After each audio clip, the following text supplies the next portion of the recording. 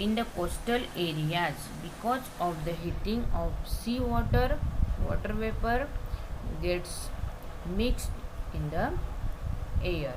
इस समुद्र के कोस्टल एरिया मतलब क्या, समुद्र के तटीय क्षेत्र में, ओके।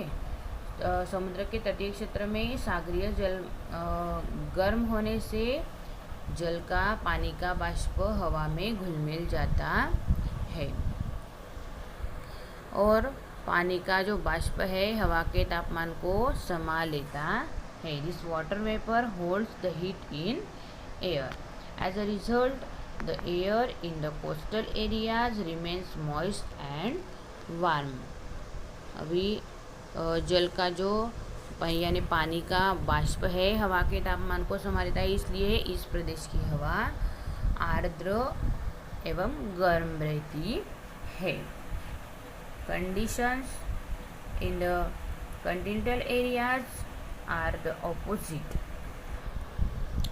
अभी जो खंडांतर्गत प्रदेश में स्थिति इसके विपरीत यानी उल्टी होती है, रहती है, क्या ऑपोजिट रहती है। As water vapour is absent the air remains dry. हवा में बाष्प न होने से हवा शुष्क रहती है, okay, dry. This leads to sharp differences in the day and night temperature. और इसका फल क्या मिलता है, तापमान में पाया जाने वाला जो अंतर है प्रखरता से अनुभव होता है। The leads to sharp difference in the day and night temperature. The difference in the maximum and minimum temperatures of the day is called diurnal range of temperature.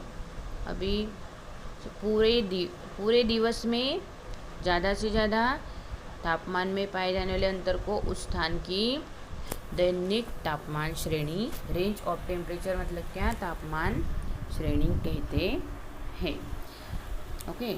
In short the difference in the day and night temperatures is less in the coastal areas and more in the continental areas. अभी तटीय क्षेत्र में दिन और रात के तापमान में अंतर कम होता है, जबकि जो अंदरूनी क्षेत्र में, कॉन्टिनेंटल एरिया मतलब क्या, अंदरूनी क्षेत्र में तापमान में पाया जाने वाला यह अंतर ज़्यादा होता है। For example Mumbai temperatures are even but at Nagpur they vary a lot. यानी मुंबई की तापमान श्रेणी सम है, परंतु नागपुर की तापमान श्रेणी विषम है, okay. In the coastal region of Konkan the range of temperature is less, but in Vidarbha the range of temperature is found to be higher। मतलब अभी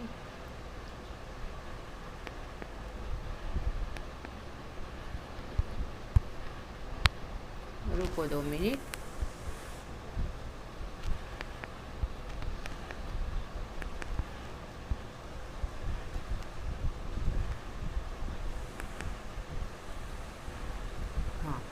In the coastal regions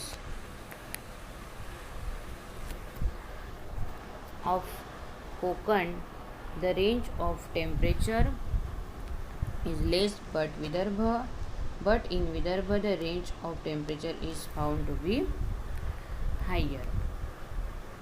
देखो अभी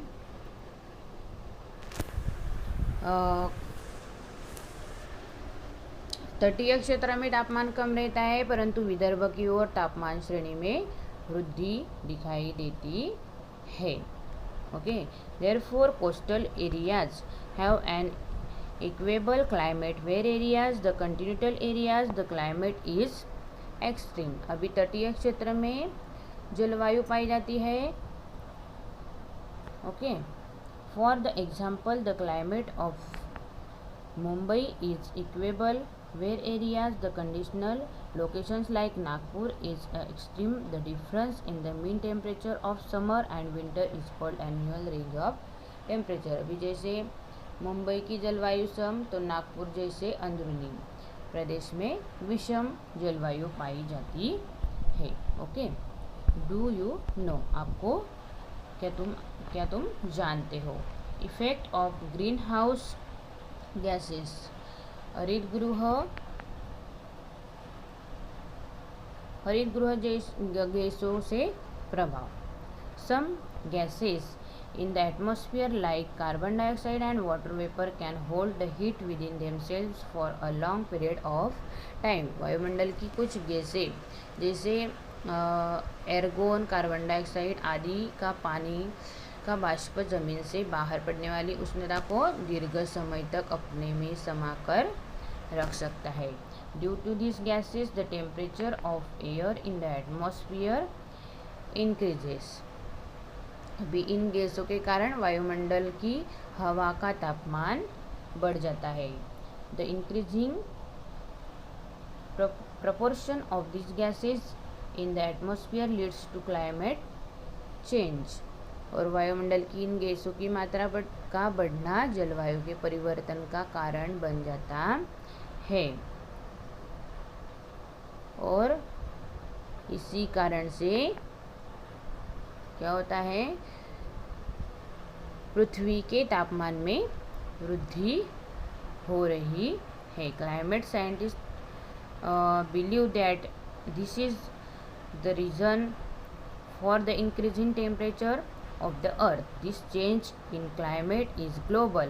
This is called global rise in temperature. The gases due to which the temperature increases are called greenhouse gases. अभी और जो वायुमंडल की इन गैसों की मात्रा का बढ़ना जलवायु के परिवर्तन का कारण बन जाता है. तो इसी कारण क्या होता है, पृथ्वी के तापमान में वृद्धि हो रही है. और ऐसा जलवायु वैज्ञानिक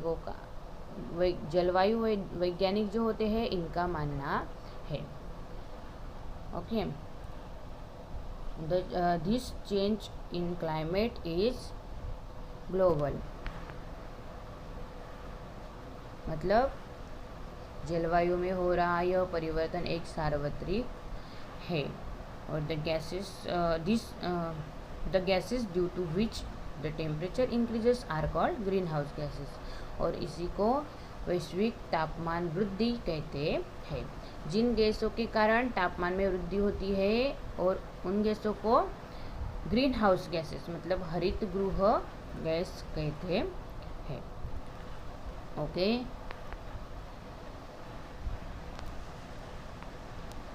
आया यहाँ तक आपको समझ में?